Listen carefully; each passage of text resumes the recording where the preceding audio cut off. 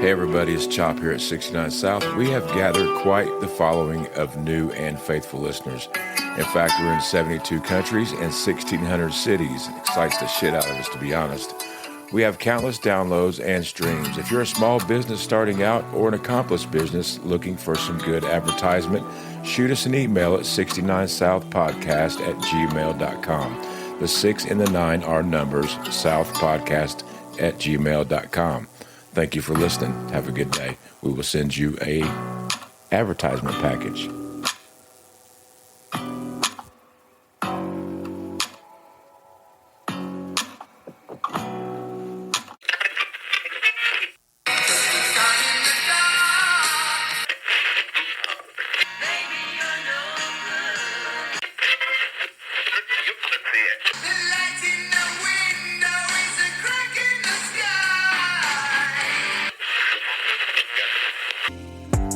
Welcome everyone to Podcast 69 South, where we cuss and discuss true crime, cold cases, current events, and hot topics, along with our state of society today.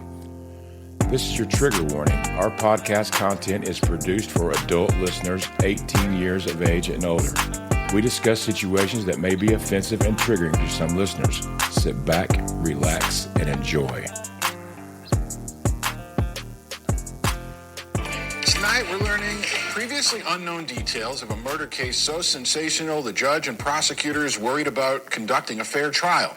But today, a majority of the Arkansas Supreme Court basically released those details themselves, saying Aaron Spencer and his lawyers have the right to speak publicly about how the man accused of sexually assaulting his teenage daughter ended up dead last year.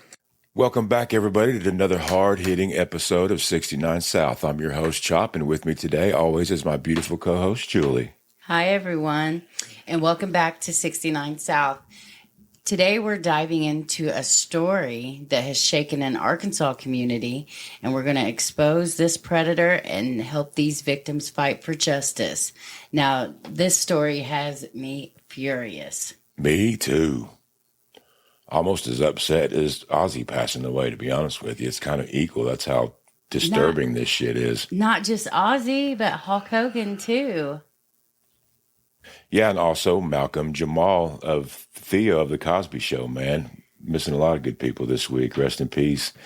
He was a good actor. I loved The Cosby Show when I was growing up.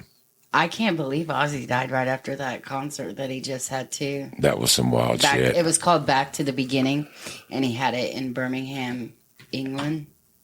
Today, we're headed to Lonoke County, Arkansas for a case that has sparked outrage, heartbreak, and tough questions about what it means to protect your family.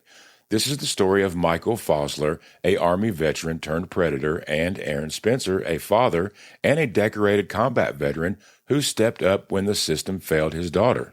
Now, before we start, a warning: this episode covers sensitive topics like sexual abuse, violence, and systematic failures. If that's tough for you, we understand. Take care of yourself and let's get into it. And we're telling the story of a father's fight and a predator's fall and a justice system that's got some serious explaining to do. Let's start with Michael Fosler. Raised in Hamlet, Indiana in 1975, he graduates from Oregon Davis High School, marking the start of a life defined by military service and family. Around 1979, he marries Janie, beginning a 44-year partnership that would face profound challenges. One of those challenges came early and hit hard. In May of 1988, their son, Michael George Fosler Jr., just 1.5 years old, passed away from an illness. The South Bend Tribune reported that the boy died at Children's Memorial Hospital in Chicago, with services at St. Matthew Lutheran Church and a burial at the Fletcher Cemetery. Now, this kind of loss is unimaginable. Yeah, those type of wounds, I mean, they never heal. It's hard on the whole family. But despite the tragedy, Michael and Jane carried on, raising 2 daughters. Michael also built a formidable career in the U.S. Army. According to his LinkedIn profile, lists skills like military, strategic planning, leadership, and security clearance, with endorsements piling up: 5 for military and strategic planning, 4 for leadership and security clearance, and 47 total across his skills. Now, that's an impressive resume. That His is. expertise included Army operations, project planning, team building, and government contracting, suggesting he was likely a project manager handling high stakes defense work.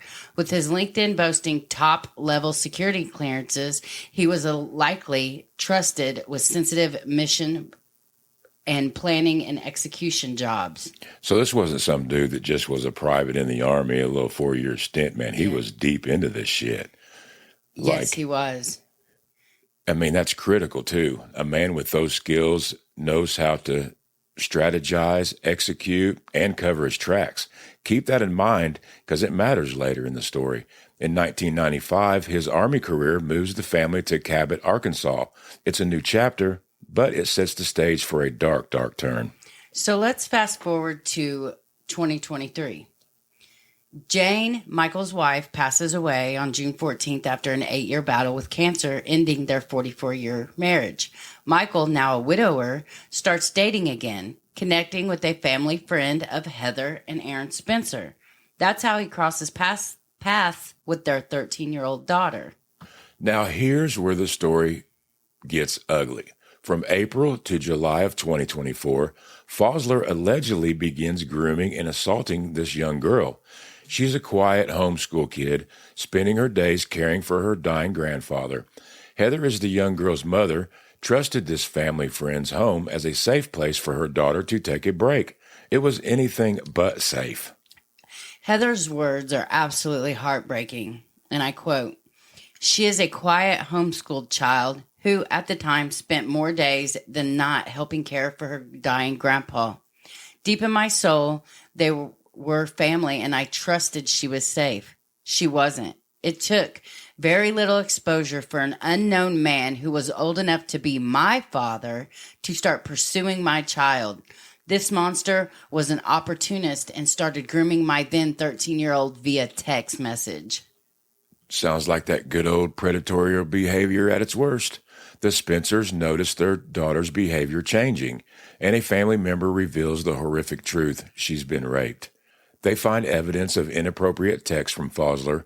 They report it to the authorities and secure a no-contact order. On July 15th, 2024, Fosler faces 43 charges in Lonoke County Court: rape, 2 counts of internet stalking, 2 counts of 4th-degree sexual assault, 2 counts of sexual indecency with a child, and 36 counts of possessing child sexual abuse material. 43 charges. That's a rap sheet that screams, "Lock him up." But Judge Barbara Elmore sets his bond at just $50,000. He pays it, walks free, and the Spencers believe the no-contact order will protect their daughter. They were wrong. And that bond decision is a travesty. A man with Fosler's military background and strategic planning, security clearances, isn't someone you just let out on pocket change, I wouldn't think. There's also talk that he was a police chief and a school resource officer in Indiana, giving him access to kids for years and possibly connections that may have got him lenient treatment. It does raise suspicions of the good old boy system. Ex-posts are buzzing with claims that Fosler's alleged ties to the Lonoke County Sheriff's Office help him skate. There's no hard evidence, but when a predator walks free, people start asking questions. Was the system protecting one of its own? We looked and researched, but we really couldn't find a lot of stuff on his policing in Indiana, correct? Yeah, I couldn't confirm it 100%. That's why I'm saying it's reported that he was in law enforcement in Indiana. And a 67-year-old man and a 13-year-old child, that's insane to me. Yeah, and the part of Indiana that we are talking about is Stark County, which is up north closer to South Bend and up in the northern part of the state. It's a small community, and I'd never really, heard of really it. Tiny. What do you say? It was around 2,000 people, or? I don't even know. But it's tiny. I mean, if it wasn't so super tiny, we probably would have heard of it. But I literally had never heard of it before. Yeah, we had to look it up. I'm like, I've never even heard of a Stark County in Indiana. Now let's focus on Aaron Spencer, the man who fought back when the system failed. Aaron's 36, also a decorated Army veteran who has seen the worst of war. He was born in Arkansas. He enlisted young, serving in the combat zones where split decisions meant life or death. He earned medals for valor, like Bronze Stars or similar, though details are classified, proving his courage and skill under fire. Now, Aaron's the real deal. He returns home, marries Heather, and they build a life in rural Lonoke County, raising their daughter to be kind and grounded through homeschooling. He's a dad who's there for it all, teaching her to fish, helping her with her schoolwork and studies, keeping her safe. Heather calls him a devoted husband and a protective father, a man who'd do anything for his family. That's Aaron's core, a warrior who traded battlefields for family life, but never lost his instinct to protect. On October 8th, 2024, at 1:12 a.m., that instinct takes over. Their dog starts barking frantically, waking Heather and Aaron. He checks on their now 14-year-old daughter, and her bed's empty. That's when panic sets in. Now, Heather's account is chilling. When we were first awakened by our daughter's dog in the middle of the night on October 8th, my first thought was that our child was sick. I woke my husband up and asked him to go check on her. He called out from her room that she was missing. Immediately, all the lights in the house were on. We were calling for her inside the house, then outside. I called our son and our niece, the only people who may have known where she would have gone. Neither did know, so she immediately called 911. Man, I know how that sudden waking up by your dog barking in the middle of the night can about damn near give you a stroke. I know our neighbor lets their dogs out at like 2 o'clock in the morning every night, and they run over here into our yard. And I jump out of bed, man, about tripping over my damn shoes and everything. It's a horrible reality, especially when you don't know what it is.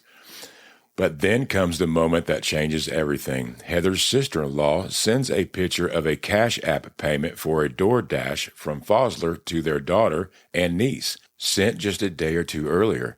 In that instant, Heather realizes Fosler might have taken her daughter. She tells 911 this man may be involved, and as she speaks, the fear hits. If he does have her, I'll probably never see her again. My own screams will forever haunt my memory. She said, I hung up with 911 operator and I called my mother. I screamed in horror while she prayed Hail Marys, God, please save my baby. That's horrible. Now, that Cash App payment was the clue that turned fear into certainty, and the FBI is clear on this. When you're in a situation where a child is missing, seconds matter. There's no reason Aaron needed to wait for the police. Every moment counts when a child's life is at stake. Exactly. Aaron trained for high-pressure situations, grabs his Glock 19, Gen 4, jumps in his truck, and hits the road with no plan but a prayer. Heather says, quote, by God's never-failing grace, unquote. He spots Fosler's white Ford F-150 on Highway 236 East.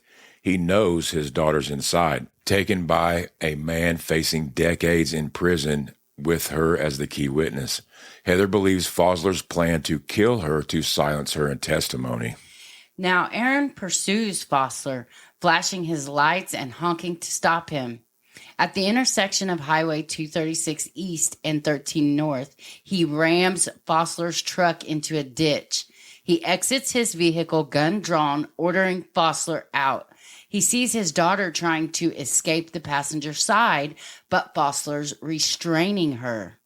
Then Fosler steps out holding an unidentified object, lunges at Aaron, and shouts, "Fuck you." Fearing for his life and his daughter's, Aaron unloads the 15-round magazine, hitting Fosler in the chest, arms, and abdomen. He then pistol whips him to ensure he's down, grabs his daughter, reloads, and calls 911, reporting that he had found the man who kidnapped his daughter and that he was dead on the side of the road. Deputies arrive and they pronounce Fosler dead and take Aaron into custody, charging him with first-degree murder. The community's response is immediate. Facebook erupts with support, calling Aaron a hero. Heather writes, Thanks to my husband's quick and courageous actions, our child was saved that night. I have no doubt that if it weren't for God and my husband, I would have never seen my child again. And I bet she's 100% right. Thank God for a father's intuition. And I mean, acting immediately. I don't understand what the hell they expected him to do. I mean, stand there and wait? Absolutely not. Or, I mean, the way the story goes, I think the mother's intuition about Fosler's intentions were probably pretty accurate, unless he just couldn't get enough of it, the dope we talk about, how these pedos do. I believe that her instincts and what she believes is 100% right. When we lay out what this man had to lose, you'll understand. Now, Aaron's released on a $150,000 bond by October 9th, 2024 at 1:12 p.m. But the fight's just beginning. On November 27th, prosecutor Chuck Graham charges him with second-degree murder and a firearm enhancement, which could mean years in prison. At his December 2nd arraignment before Judge Barbara Elmore, Aaron pleads not guilty. His attorneys, Aaron Casanelli and Michael Kaiser, call him a decorated war hero who stopped a serial predator. Now, this is where it gets infuriating. The Spencers trusted the system to protect their daughter.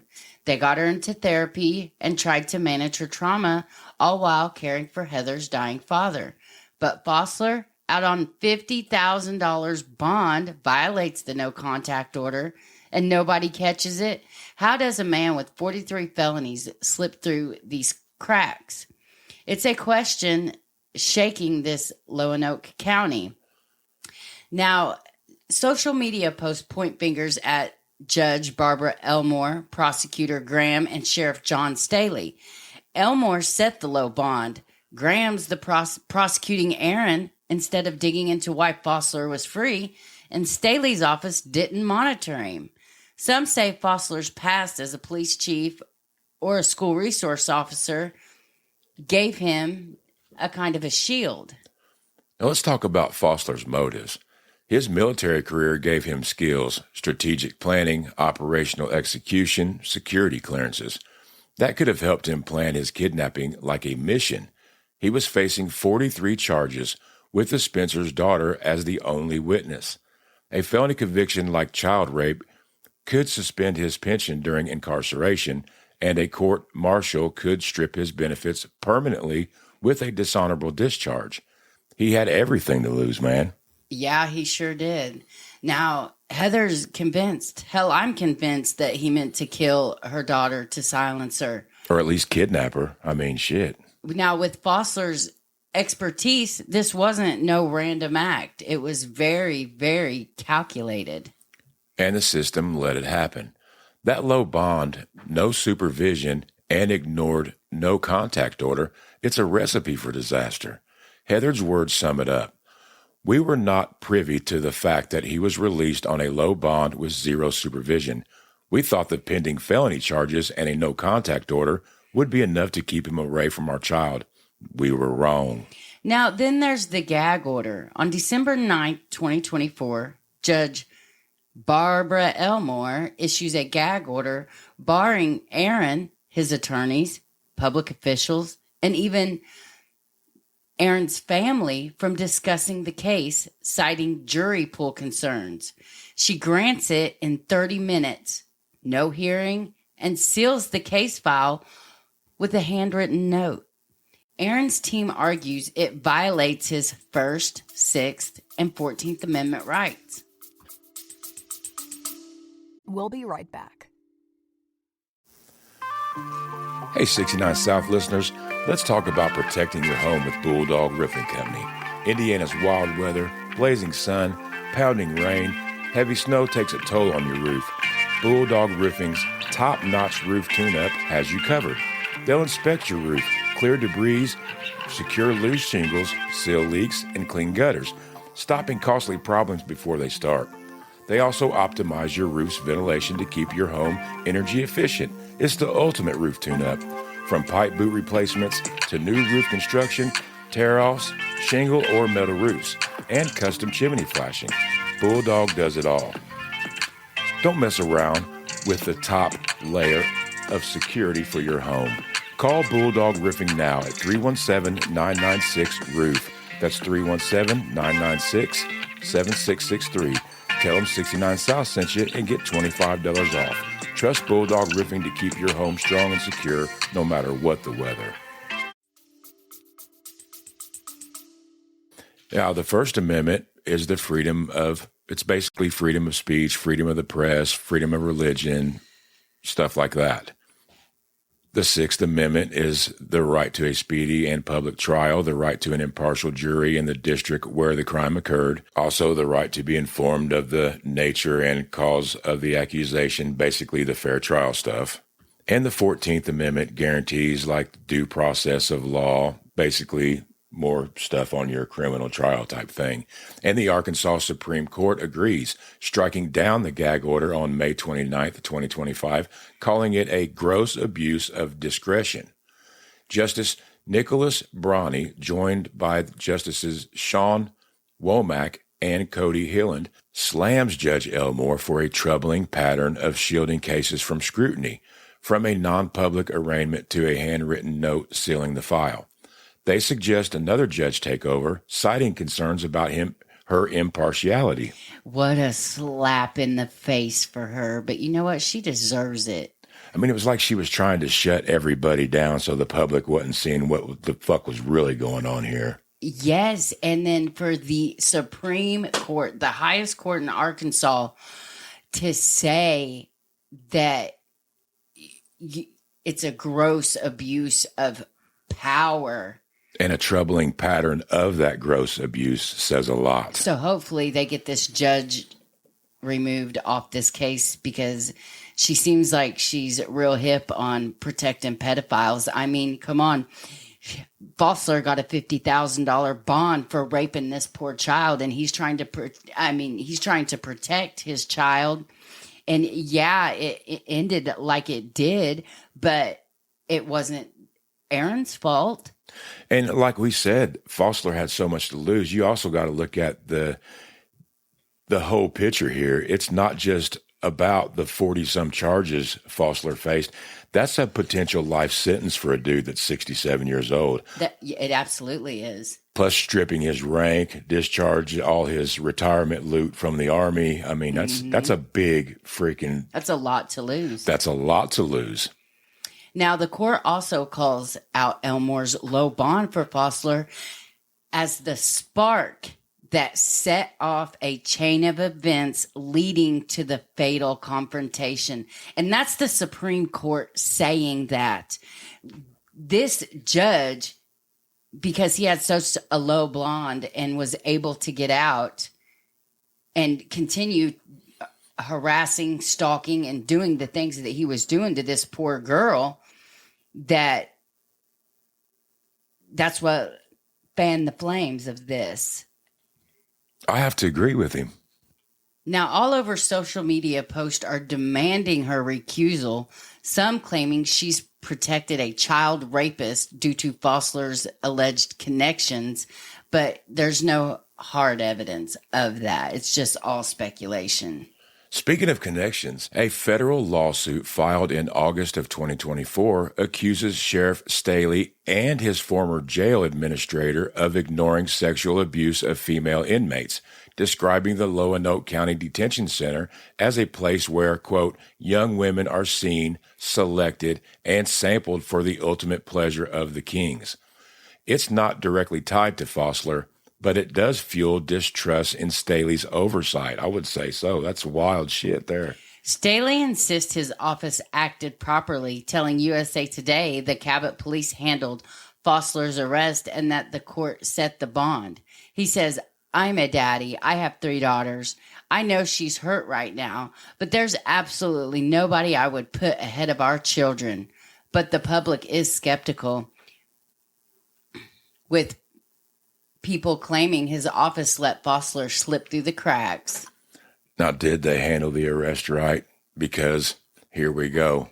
There's a drug pipe.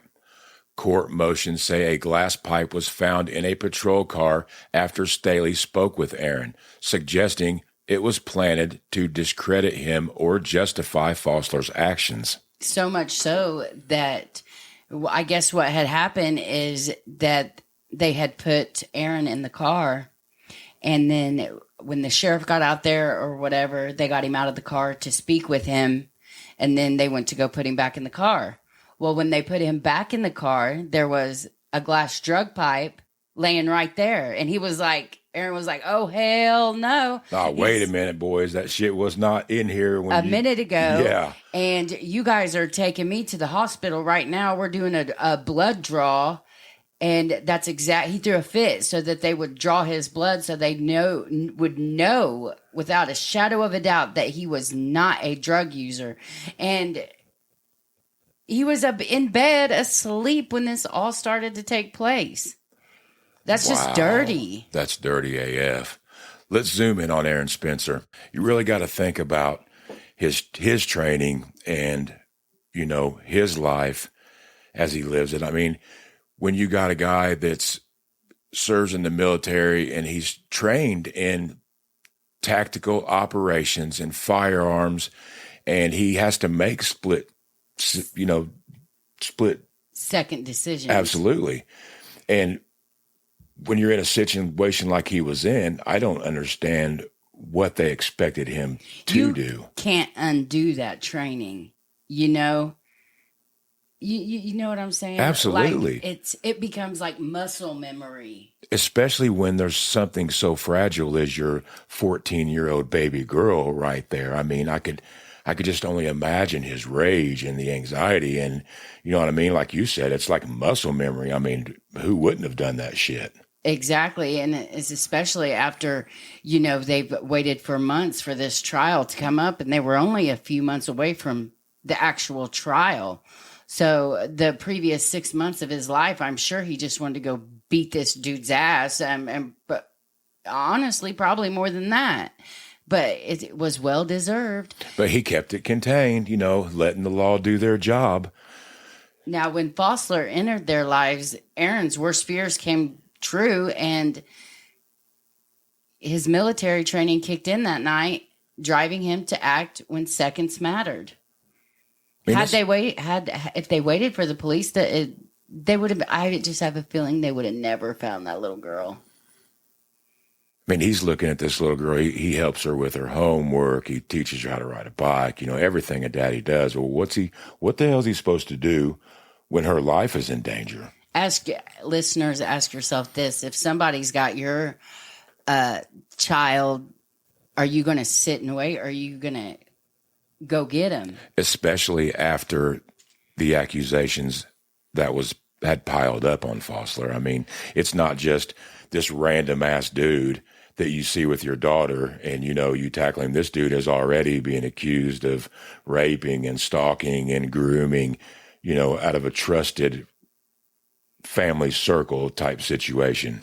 And as a parent, you can't just wait for the deputies. The stakes were extremely high. His pursuit of Fosler, ramming the truck and confronting him, was pure instinct, protecting his daughter at all cost. His attorneys say it's textbook self-defense under Arkansas law, given Fosler's history and the immediate threat. Let's talk about the key provisions of the Arkansas self-defense law. A person is justified in using deadly force if they reasonably believe another person is committing or about to commit a felony involving force or violence, in example, robbery and assault, or if the person is using or about to use unlawful deadly physical force against them or another person, if the person is imminently endangering their life or about to victimize them through a pattern of domestic abuse as defined, in example, physical harm or fear of imminent harm between family members. I mean, he had every right to think this dude was about to commit a felony involving assault or kidnapping. He'd already, one, kidnapped. Two, he broke a no contact order and had the victim with him. And there's a lot of questions surrounding, well, how did he get the victim outside. How did he go in their house and snatch her out? I mean, did he coax her to the front door in some way? Something was happening because 2-3 days before this incident, he was sending food to this little girl and her cousin. That's why Heather initially thought, that he has her because, he's talking to her again. He's sending her food. I wonder how that went down, how they actually found that out, because it did say a few days before that. Mm-hmm. I mean, she called her sister, and then bam, her sister says, when she must have went through her daughter's phone or something like that, and found this receipt of a Cash App payment to DoorDash. She was probably like, holy shit, this is that fucking dude. Yeah, and I bet the daughter feels terrible, but she's a young girl and she was being groomed. She was probably just happy to get the Big Mac or something, not knowing anything was really, these are babies. There are also another conditions for using deadly force. It says having a reasonable belief that the other person poses an imminent threat of death or serious physical injury to themselves or another. In the other being his daughter, man. Yeah, that's an extension of yourself. Absolutely an extension of yourself. And you know what? You could be criminally charged if you don't protect your daughter to a certain extent. It shouldn't be a fine line like it is. Yeah, it is. And it should not be that way. Well, the prosecutor in this situation, I hope he does not get reelected. I hope you people down there in Arkansas see this person for who they really are, because it's the prosecutor's discretion whether to charge Aaron with this. And it's just disgusting. I don't think you'd have too many people bitching if they just dropped all these charges on this dude, man. I don't think not one person would gripe or complain. Maybe the victim's family, but... And the freaking pipe, man. I mean, you would think that, and I'm sure there is laws and things in place to where the back of a cop car should be like a motel room. I mean, that shit should be cleaned every time you take a criminal out of there. This pipe was allegedly just laying on the seat in plain sight. That something stinks about that to me in a bad way. We'll be right back.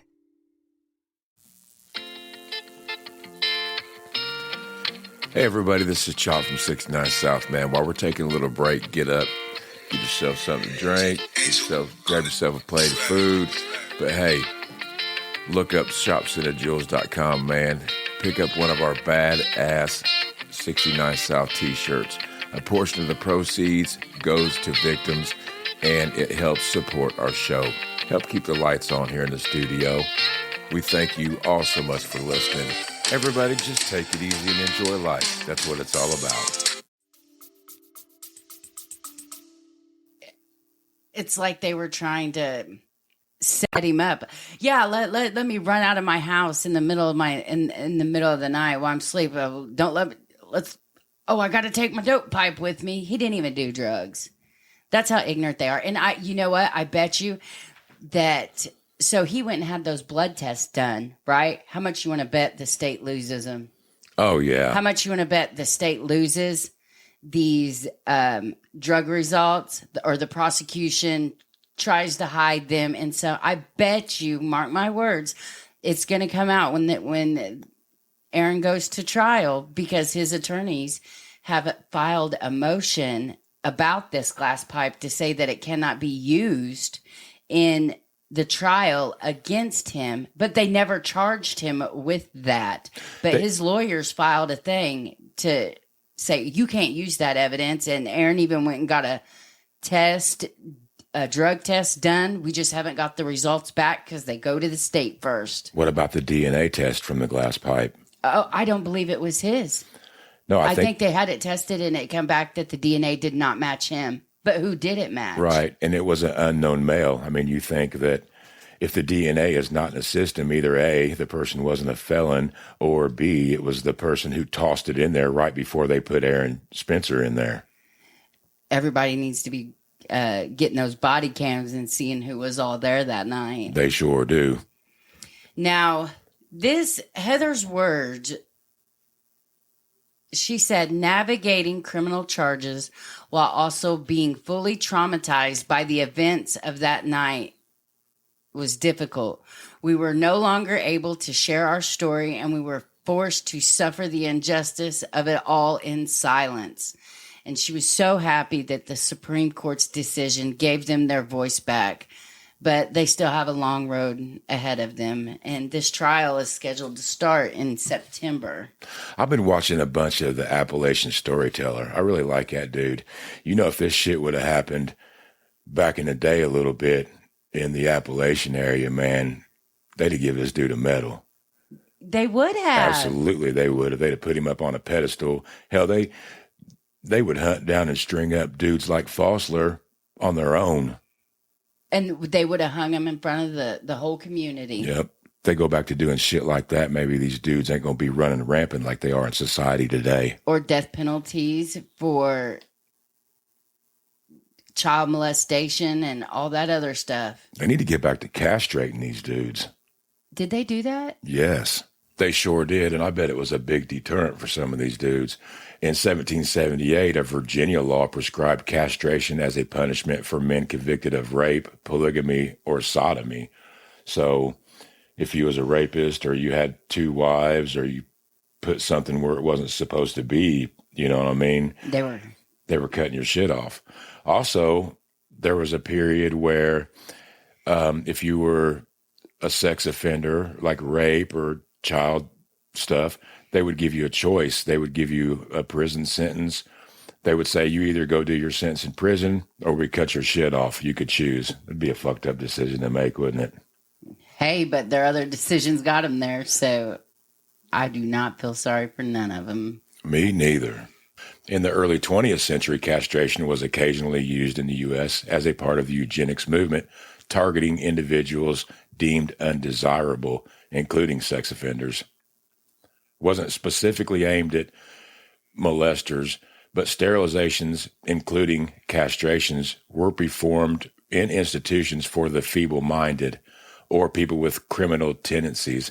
That's kind of messed up. I mean, you get a crazy person, and who's making that decision? Their doctor, like, this dude, we could let him out. He seems like he may do some weird shit, so send him to the cut table.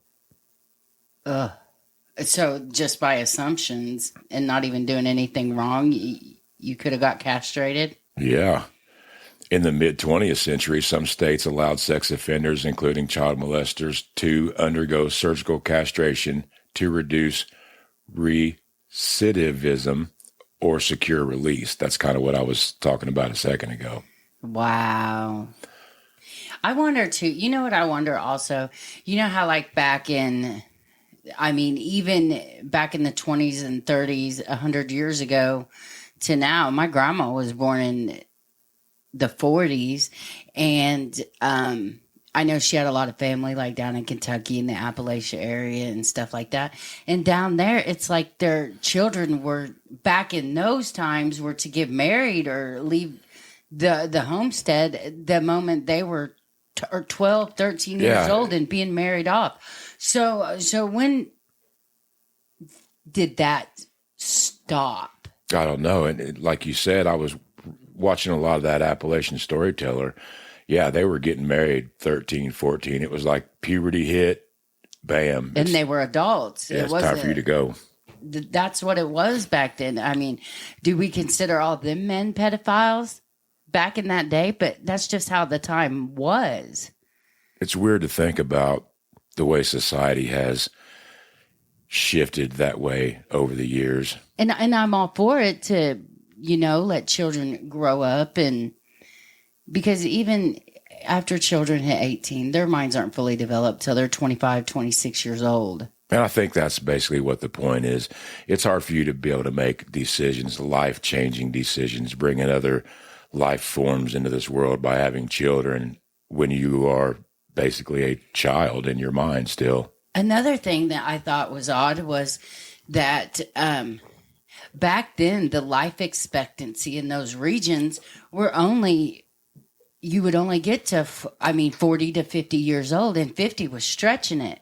I think a lot of that to do was the hard work and then lack of medical treatment around. They didn't have much, doctors and medicines like they do now. So That's why they're all mountain men and use folk remedies. Right. You get diabetes, you ain't got no insulin. I mean, you're screwed. You get high blood pressure. It just wasn't as... You would have been considered death by natural causes of some sort back then. Right. But anyway, back to our case about Aaron Spencer. Now, this case raises huge questions, starting with, what precedent does this set for parents protecting their kids? Aaron's facing second-degree murder charges for saving his daughter from a predator that the prosecutors, the sheriff, nor the judge helped. They had no help in it. It was like everything they did made it worse. What is this telling other families in that area or even in the United States? It's probably telling them, damn, if I protect my child, am I going to wind up in prison? But I think in this thing, Mr. Spencer it was like a, rage. Yeah, I know how. And I feel bad even saying rage. I'm not saying that it was a rage incident, not at all. I'm sure he was in rage, probably since scared, absolutely fearful for his daughter, fearful from himself. Now, Arkansas law allows for deadly force if you reasonably believe you or someone else, it doesn't even have to be your child, is in imminent danger. Aaron saw Fosler, a known predator, holding his daughter hostage after kidnapping her and then lunging at him with something in his hand. That's self-defense in my book. The prosecutor says Aaron went too far, emptying a 15-round magazine. Homicide's serious for sure, but charging a dad who stopped a guy with 43 felonies, including rape, that suggests the system values procedure over protecting kids. What do you listeners think? Hit us up on Facebook or X or on Instagram with hashtag 69South. Tell us what you think about it. It's also about trust. The Spencers believed the system would keep Fosler away. Heather said that they were promised this isn't 20 years ago and the cases are taken seriously.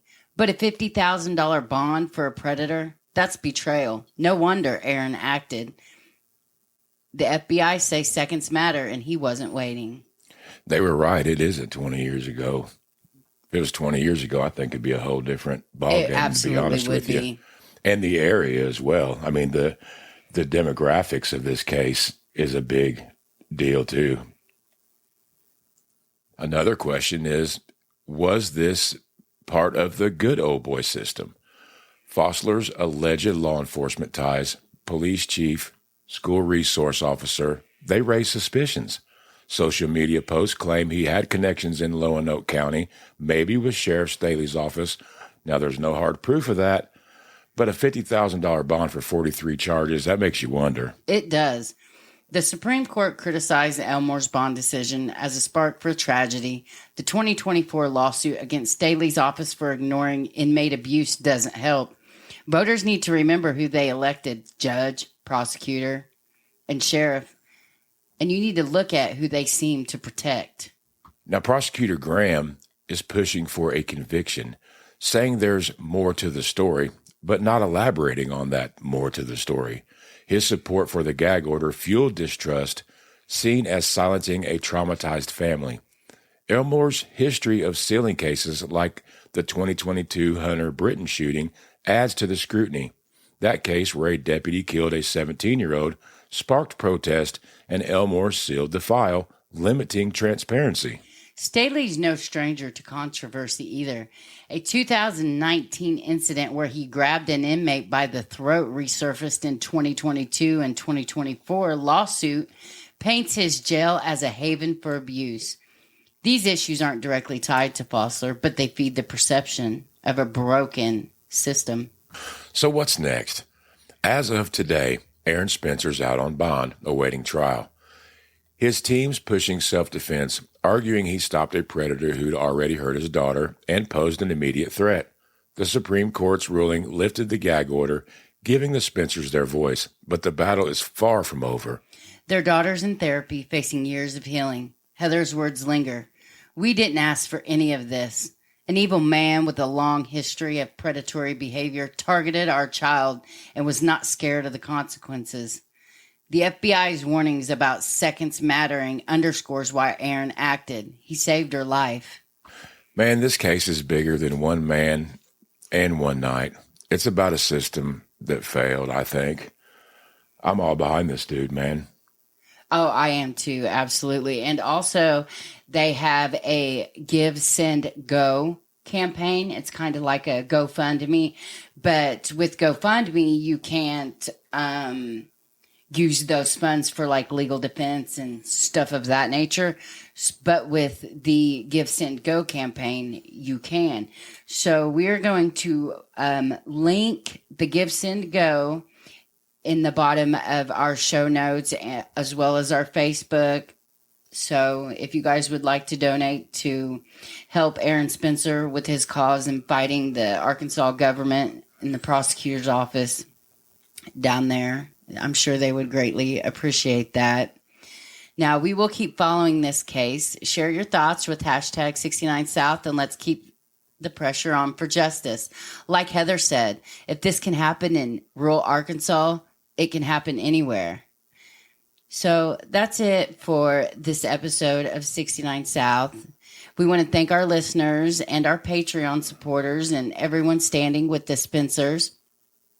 If you'd like to join our Patreon, you can go to www.patreon.com/69 South, where you can get access to legal documents, bonus episodes, early releases, etc. Well, until then, rest in peace, Ozzy. Have a good day, good evening, whatever.